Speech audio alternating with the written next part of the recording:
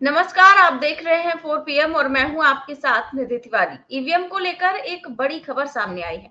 इस खबर के बाद कुछ लोगों की टेंशन बढ़ सकती है तो कुछ लोगों को राहत मिल सकती है, क्योंकि चुनाव आयोग ने 6 राज्यों की 8 लोकसभा सीटों पर चुनाव में ईवीएम में गड़बड़ी की जांच के आदेश दिए हैं।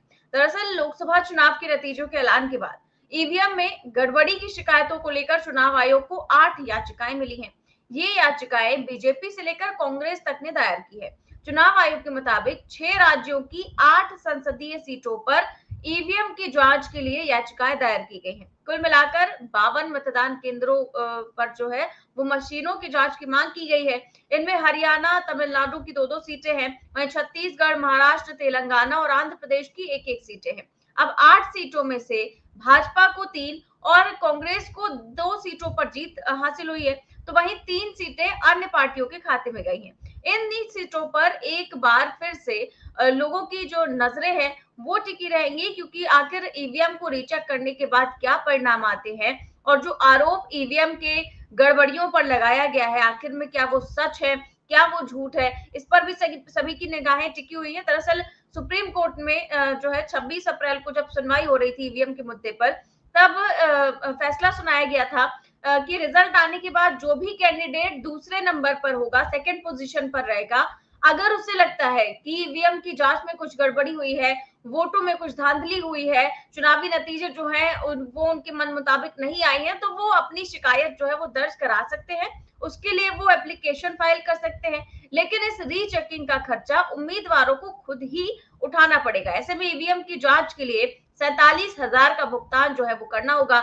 लेकिन अगर जो ईवीएम में छेड़छाड़ पाई गई और सच में जो है अगर उनकी जीत हो गई, जिनकी हार हुई है, जो सेकंड पोजीशन पर आए हैं, तो उनका जो पैसा है वो वापस कर दिया जाएगा। तो ये सारी चीजें हैं और ईवीएम को लेकर भी इसके अलावा पीएम मोदी पर जो है इस समय कटाक्षों की बाढ़ आ चुकी है और तमाम आरोप जो है वो उन पर लगाए जा रहे हैं, जो मतलब उनके आगे कोई चू चपड़ नहीं कर सकता था। आजकल सीधे तौर पर उनको चैलेंज भी किया जा रहा है। तो तमाम चीजें हैं, इस पर हम चर्चा करेंगे और इस चर्चा में हमारे साथ मौजूद हैं प्रोफेसर अखिल स्वामी सर। सर बहुत बहुत स्वागत है आपका। सर सबसे पहले तो मैं ईवीएम को लेकर ही सवाल करूंगी कि जिस तरह से ये 8 राज्यों की सीटें हैं जिस पर दोबारा से जांच की मांग की गई है, क्या लगता है आपको सर कि क्या ये फैसला कैसा, किस तरह से देखते हैं आप इस फैसले को? देखिए, जैसे निधि जी आपने कहा कि अगर सेकंड पोजीशन वाला इस जांच की वजह से जीत जाता है तो उसका पैसा वापस हो जाएगा। प्रश्न ये नहीं है, प्रश्न यह है कि बेसिक फाउंडेशन टूट जाएगी।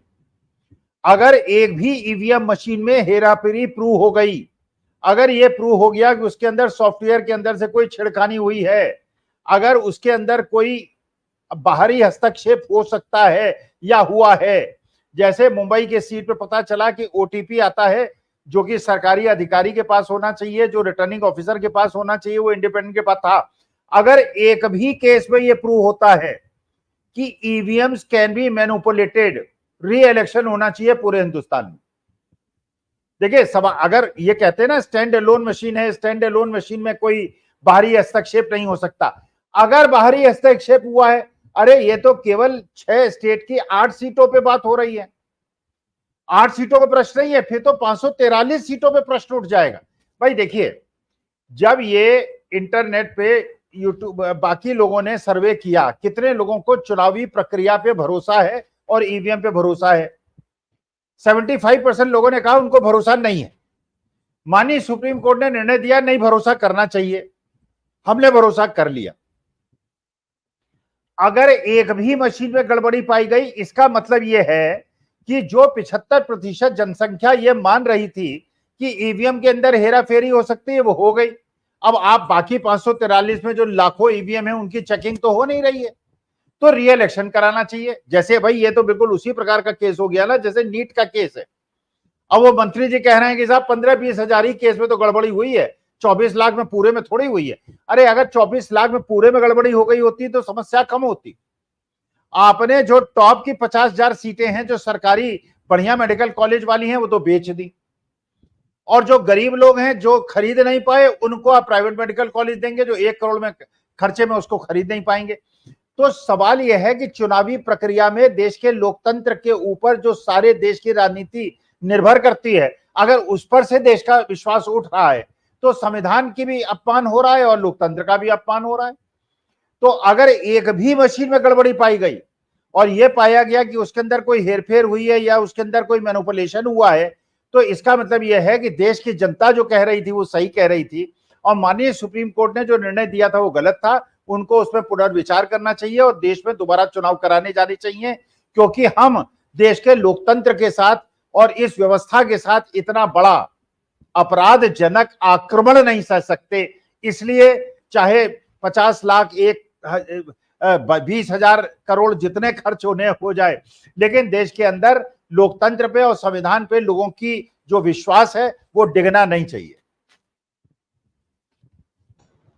बिल्कुल ठीक बात कह रहे हैं सर आप, लेकिन जिस तरह से ये खर्चे की बात की गई है कि 47,000 से लेकर 50,000 रुपए खर्चे देने पड़ेंगे, ऐसे भी कई उम्मीदवार आपको नहीं लगता कि होंगे जो कि सेकंड पोजीशन पर आए होंगे और उनके पास ना होगा पैसा और जैसा कि आपने कहा कि वो जांच की मांग भी नहीं कर पाएंगे? नहीं नहीं, ये तो मैं नहीं खैर मानता। जो एक चुनाव लड़ता है आज की तारीख में, चुनाव लड़ना निधि लाखों करोड़ों रुपए का काम है और मानी बात है 50,000 रुपए खर्च करना, तो मेरे जैसा आदमी 50,000 रुपए दे सकता है किसी कैंडिडेट को अपने देश के लोकतंत्र को बचाने के लिए। भाई मेरी तो कोई हैसियत नहीं है, ना मैं चुनाव लड़ने की औकात रखता हूं, लेकिन 50,000 तो मैं दे दूंगा किसी को, क्योंकि देश के लोकतंत्र और संविधान के साथ। तो ये तो मैं खैर मानने को तैयार नहीं हूं कि 50,000 नहीं है इसलिए उन्होंने जांच नहीं कराई। वास्तविकता में देखिए, जब लीड बहुत ज्यादा होती है, 3-4 लाख की लीड होती है, आदमी सोचता है कि अगर मान लीजिए थोड़े केस। अच्छा, ये तो प्रश्न हो रहा है केवल ईवीएम का। वोट डालने से पहले जिस प्रकार से आपने level playing field opposition parties को नहीं दी, जिस प्रकार से खुलेआम हिंदू मुसलमान का नैरेटिव फैलाने का अवसर दिया, और जो चुनाव आचार संहिता के अंदर दंडनीय अपराध है, व्हाट्सएप के अंदर, सोशल मीडिया के अंदर, गोदी मीडिया के अंदर जैसे हिंदू मुसलमान करते रहे और कोई रोक नहीं लगाई गई, वीडियो प्रचलित किए गए, वीडियो भगाए गए और इस प्रकार की नौटंकी हुई। तो जब आपने चुनाव प्रक्रिया में, देखिए ये मानी बात है कि धर्म एक ऐसा मुद्दा होता है जो सबकी रग रग में बहता है। मैं हिंदू हूं, सनातनी हूं, सनातन धर्म मेरी रग रग में बहता है, जो मुसलमान है उसकी रग रग में मुसलमान इस्लाम बहता है। हर धर्म के अंदर, क्योंकि बचपन से हमें जो घुट्टी पिलाई जाती है वो धर्म हमारे अंदर समावेशित हो जाता है। लेकिन अगर उसका उपयोग आप चुनाव में करेंगे और चुनाव में जनता से ये चाहेंगे कि बेरोजगारी पे न सोचे, महंगाई पे न सोचे, नीट परीक्षा पे न सोचे, जम्मू एंड कश्मीर पे हो रहे आक्रमणों पे न सोचे और केवल मुसलमानों से घृणा करने के आधार पे इनको वोट दे दे, तो ये चुनाव आचार संहिता का तो पूरा उल्लंघन हुआ। लोगों को वोट नहीं डालने दिया गया, लोगों के वोटर लिस्ट से नाम काटे गए। तो जैसा कि कहते हैं, महमूद प्राचा कहते हैं कि एक नाम काटने पे भी 2 साल की सजा है, यहां तो हजारों नाम काटे गए हैं। और जिस प्रकार से प्रशासनिक अधिकारियों के माध्यम से दबाव डालाकर अपोजिशन वालों को धमकाकर, तो ये सारी चीजें वास्तविकता में लोकतंत्र को बचाने के लिए, देश को, संविधान को बचाने के लिए सब अधिकारियों का और देश के हर व्यक्ति का कर्तव्य है कि वो अगर निष्पक्ष आप चुनाव नहीं कराते, एक छात्र के पैर में बेड़ियां बांध देते हैं, दूसरे छात्र को खुला छोड़ देते हैं और कहते हैं कि साथ साथ दौड़ो, देखते हैं कौन जीतता है, तो ये अनुचित है। तो ईवीएम की गड़बड़ी, ईवीएम के बाद की गड़बड़ी, ईवीएम के पहले की गड़बड़ी, वो सारी चीजें जो है देश के लोकतंत्र और संविधान पे हमारा विश्वास कम करती हैं। इसलिए निष्पक्ष नहीं हुआ है चुनाव, इसमें कहीं कोई डाउट नहीं है, देश की जनता को कहीं कोई डाउट नहीं। अच्छा सर, आपको लगता है कि अगर जैसे ईवीएम की ये जांच हो रही है और उनमें कहीं 2-3 सीटों पर भी अगर गड़बड़ी निकल आई, मैं कहती हूँ एक भी सीट पर गड़बड़ी हो गई, तो फिर और भी जो उम्मीदवार है वो भी सामने आएंगे जांच करवाने के लिए? नहीं, उसके लिए एक टाइम लिमिट बना रखी है, ये भी तो बड़ा खेल है ना। 7 दिन की टाइम लिमिट है, 7 दिन के अंदर आपको करना पड़ेगा, लेकिन देश की जनता के अंदर एक मैसेज चला जाएगा। भाई जैसे मुंबई का मामला है, वाइकर साहब का मामला है कि उनके जो साले साहब के बेटे हैं या कौन है, उनके पास मोबाइल था और उसके अंदर ओटीपी आया और उस ओटीपी से उन्होंने ईवीएम को खोल लिया और पुलिस ने इंक्वायरी भी सेट कर दी और उनपे चार्जेस भी लगा दिए और उनपे जांच भी शुरू हो गई। तो अगर इस प्रकार से हो सकता है तो देखिए, हम लोगों का विश्वास तो माननीय सुप्रीम कोर्ट पे है ना, और सुप्रीम कोर्ट का काम ही केवल संविधान को बचाना है। इसके अलावा सुप्रीम कोर्ट का क्या काम है? छोटे मोटे केसेस जो हैं वो तो हम लोग लोअर कोर्ट्स में जाते हैं या हाई कोर्ट्स में जाते हैं, डिस्ट्रिक्ट कोर्ट्स में जाते हैं, सुप्रीम कोर्ट में तो केवल संवैधानिक मसले जाते हैं ना।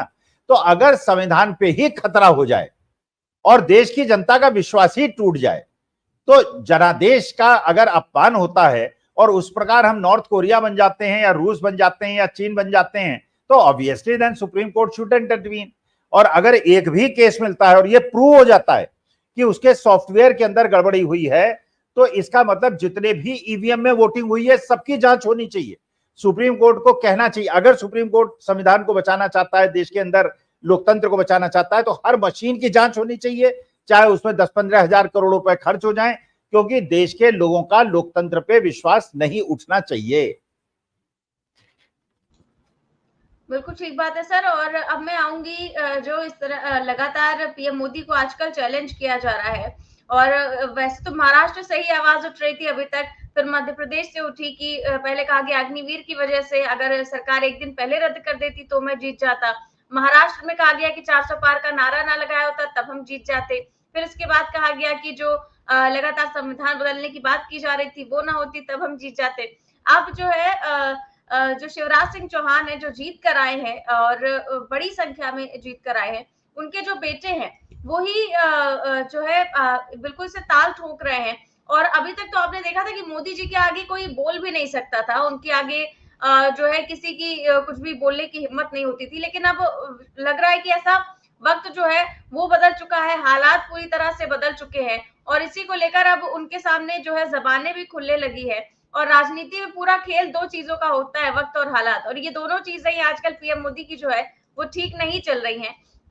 और ऐसे में जो है ये दौर है जब शिवराज सिंह चौहान के बेटे रौब दिखा रहे हैं, ये बता रहे हैं कि दिल्ली भी उनके पिता शिवराज सिंह चौहान के आगे नतमस्तक है। एक बार मैं उनका बयान सुनवाना चाहूंगी, फिर मैं पूरी बात बताती हूँ। जानते तो पहले भी थे, इससे पहले मुख्यमंत्री के रूप में भी हमारे नेता लोकप्रिय थे, लेकिन पता नहीं आजकल ऐसा क्यों लगता है जब मुख्यमंत्री नहीं रहे तो और ज्यादा लोकप्रिय हो गए। और अब जब इतनी प्रचंड जीत के बाद हमारे नेता गए हैं तो आज पूरा दिल्ली भी नतमस्तक है, आज पूरा दिल्ली भी उनको जानता है, उनको पहचानता है, उनकी सम्मान करता है। और दिल्ली क्या, कश्मीर से लेकर कन्याकुमारी तक अगर किसी देश में सबसे बड़े नेताओं में अगर गिनती की जाती है तो हमारे नेता आदरणीय शिवराज सिंह चौहान की गिनती की जाती है। और ये अगर संभव करके दिखाया है तो हमारे क्षेत्र के लोगों ने, हमारे बुधनी के लोगों ने, हमारे धनुल्ला, नसुल्लागंज, हमारे चकलदी के, लाड़कुई के, गोपालपुर के, हम तुम्हारे हैं। सर वो उनके बेटे कह रहे हैं कि शिवराज सिंह कि जो है जब शिवराज जी मुख्यमंत्री थे तो सीएम के तौर पर दिल्ली जाते थे, लेकिन अब वो सीएम नहीं है और लोकप्रिय और ज्यादा हो गए हैं, तो बड़ी जीत के साथ दिल्ली गए हैं और आज दिल्ली भी उनके सामने नतमस्तक है। आगे कार्तिकेय चौहान कह रहे हैं कि पूरा दिल्ली उन्हें पहचानता है, कश्मीर से लेकर कन्याकुमारी तक सबसे बड़े नेताओं में उनकी गिनती होती है। तो बड़ा सवाल ये है कि जो कार्तिक चौहान है आखिर इस तरह की बात बोलकर संदेश किसको देना चाह रहे हैं? खैर वो कार्तिक चौहान क्या संदेश देना चाह रहे हैं ये तो मैं नहीं जानता, लेकिन मैं इतना जानता हूं कि व्यापम जो मध्य प्रदेश के अंदर हुआ था और जो नीट का भतीजा था, माने वो तो एक शुरुआत थी, व्यापम से शुरुआत हुई थी कि कैसे बेईमानी होती है एग्जामिनेशन के अंदर, और उसको फिर व्यापक रूप से बनाया गया, फिर ये एनटीए बनाया गया और फिर ये यूजीसी नेट पे हेरा फेरी हुई, और इसके अंदर तो व्यापम का ये बृहत्तर रूप है।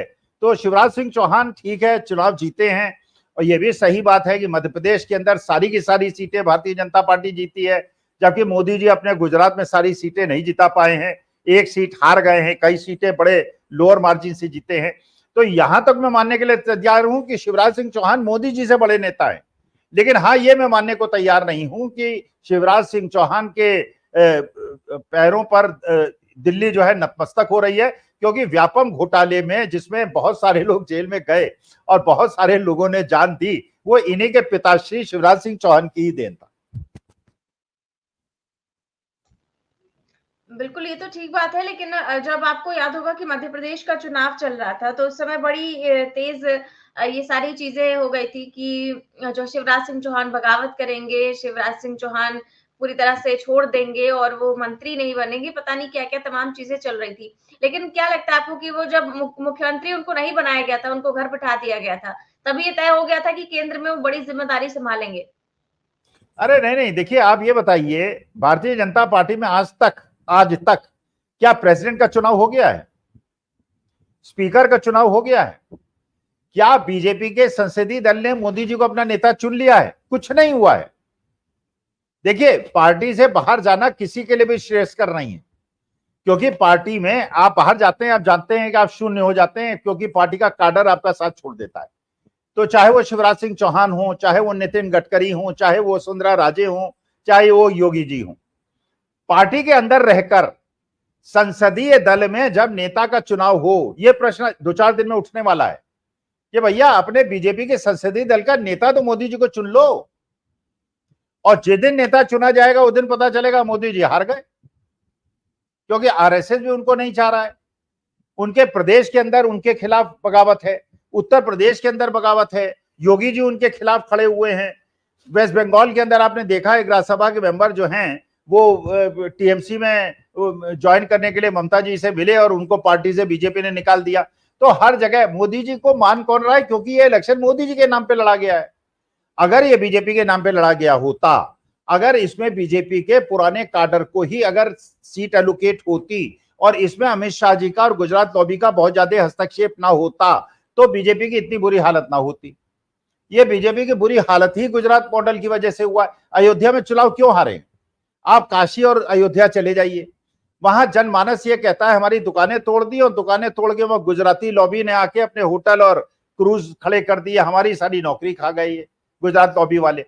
तो ये मानी बात है कि जो भी नेता चुना जाए, चाहे वो गुजरात का हो, महाराष्ट्र का हो, मध्य प्रदेश का हो, उसे पूरे देश की आकांक्षाओं का ध्यान रखना चाहिए, सबकी अस्मिताओं का ध्यान रखना चाहिए। केवल अपनी स्टेट को बाकी स्टेट पे थोपना, जो थोपना का प्रक्रिया शुरू की है गुजरात लॉबी ने, उसकी वजह से मोदी जी की खिलाफत बीजेपी के अंदर बहुत ज्यादा हो गई।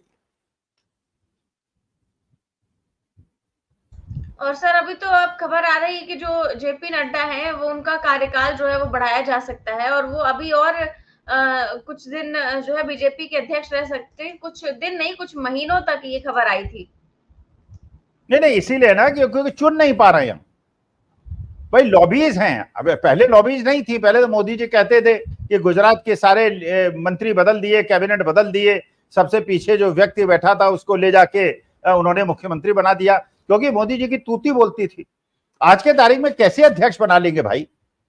वो आरएसएस चाह रहा है नितिन गडकरी को अध्यक्ष बना दें। अब नितिन गडकरी को अध्यक्ष बनाएंगे तो फिर आप जानते हैं क्या होगा हिंदुस्तान के अंदर। ये चाह रहे हैं कि उन्हें बना दें स्मृति ईरानी को। स्मृति ईरानी को बीजेपी वाले ही स्वीकार करने के लिए तैयार नहीं है। राहुल गांधी ने अपना वार चल दिया है, जैसे उनका मकान खाली कराया गया था, अब 8 जुलाई से पहले स्मृति ईरानी को भी अपना मकान खाली करना है।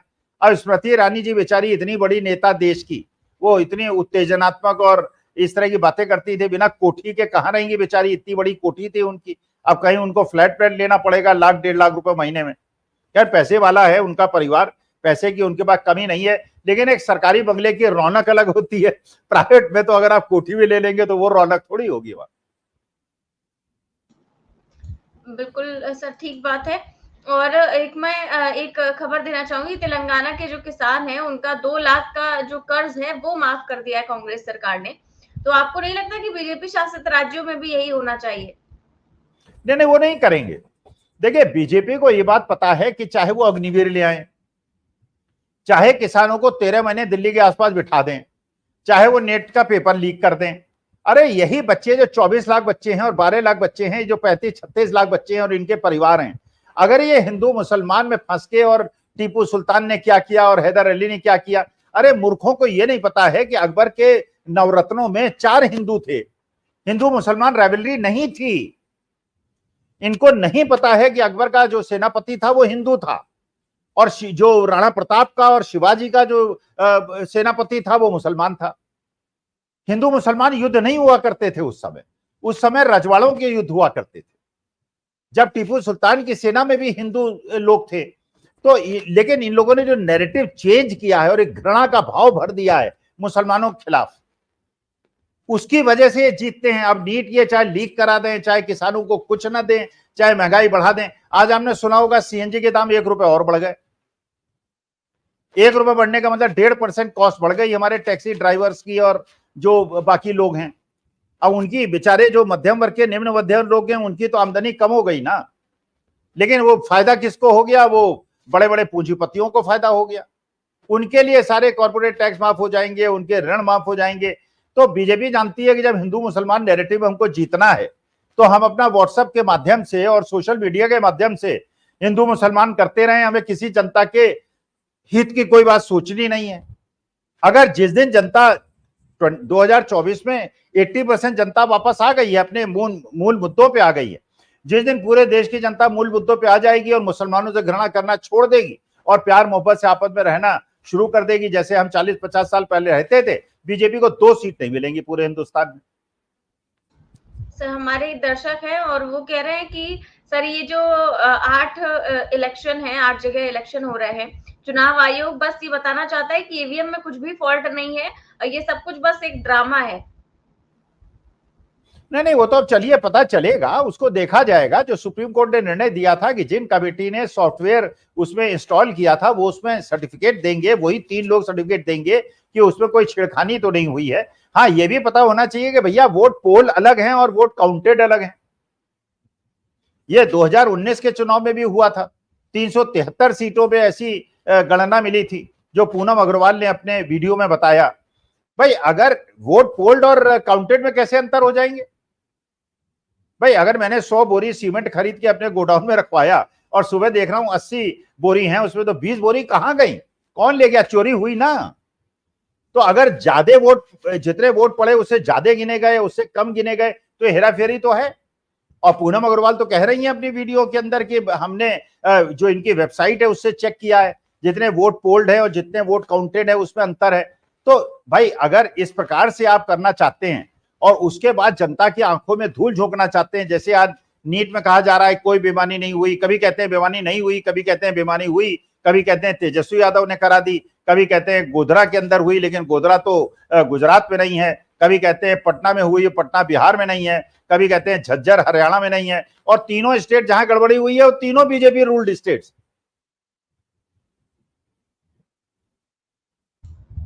जी सर, और बीजेपी रूल स्टेट की बात कर रहे हैं तो जिस तरह से हम देखते हैं कि सबसे ज्यादा यहाँ बात होती है उत्तर प्रदेश की कि बाबा का राज है, बुलडोजर वाला जो है राज है यहाँ पर। तो यहाँ पर जो है अपराध काफी कम हो गया है, अपराध मुक्त यूपी की बात की जाती है। और यहाँ मैं आपको बता दूं कि वीडियो सुबह से वायरल हो रहा है, बिल्कुल लग रहा है कि किसी फिल्म का सीन है कि ताबड़तोड़ गोलियां जो है वो बरसाई जा रही है बरेली में, और एक प्लॉट पर कब्जा करने के लिए जो है बिल्डर के लोग पहुंचे थे। लोगों ने जब विरोध किया तो जमकर गोलीबारी की और इसके विरोध में भीड़ बढ़ती चली गई और ये लोग गोलियां चलाते हुए भाग खड़े हुए।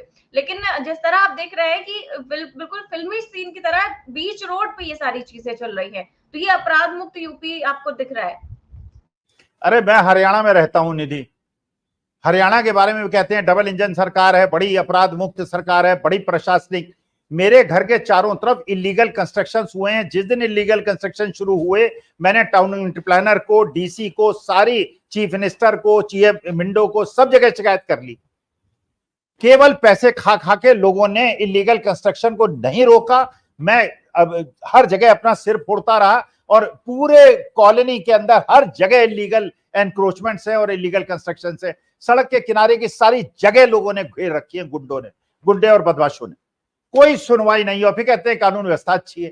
अरे हमारे जैसे शरीफ आदमी, हमारे जैसे शिक्षक, वो सरकारी मदद लेने के अलावा हम कर क्या सकते हैं? लेकिन सरकारी लोग जो है, कुछ लोग अच्छे हैं। अब डीसी है, जैसे डीसी फरीदाबाद है, उन्होंने इंक्वायरी का आदेश कर दिया, उन्होंने कहा इंस्पेक्शन करा जाए और हमें रिपोर्ट। कुछ लोग अच्छे हैं, लेकिन टाउन एंड कंट्री प्लानर तो इतना निकम्मा डिपार्टमेंट है।